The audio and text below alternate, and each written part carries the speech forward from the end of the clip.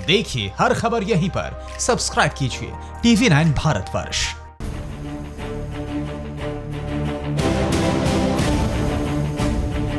मरकज वाला मौलाना साद करोड़ों की दौलत का मालिक बना। इनकम टैक्स के शिकंजे के बाद अब मौलाना की रईसी के हर राज से पर्दा उठने वाला है।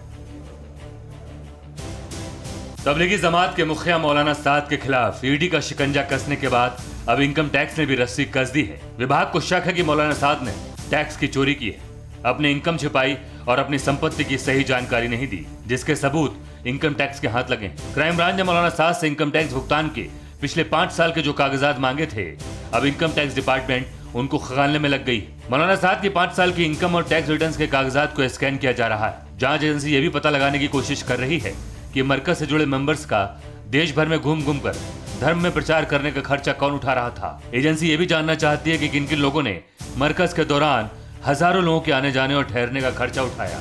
हालांकि मौलाना साद के वकील कह रहे हैं कि वो जांच में क्राइम ब्रांच का सहयोग कर रहे हैं। मौलाना साद ने 2 नोटिस का जवाब दिया है। पहले नोटिस में साद ने कहा था कि वो क्वारंटीन में है और दूसरे नोटिस में साद ने बताया कि उनका पूरा स्टाफ भी क्वारंटीन में चला गया है। लेकिन हकीकत यह है कि साद क्राइम ब्रांच को सहयोग नहीं कर रहा है और कानूनी पैतरे आजमा रहा है। मौलाना साद बार बार ठिकाने बदल रहा है, कभी अपने चेले चपाटों के यहाँ तो कभी अपने रिश्तेदारों के यहाँ छिप रहा है। अब तक जो जांच हुई है उसके मुताबिक तबलीगी मरकज से ठीक पहले मौलाना साद के बैंक अकाउंट में विदेशों से भारी फंडिंग हुई थी। ठीक मरकज से पहले अकाउंट में विदेशों से आने वाले पैसे को हवाला से भी जोड़कर देखा जा रहा है।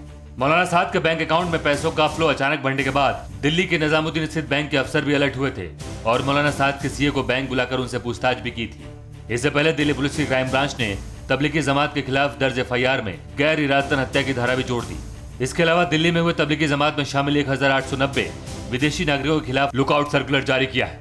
इसके अलावा क्राइम ब्रांच ने मरकज से जुड़े 18 लोगों को नोटिस जारी कर जांच में शामिल होने को कहा है।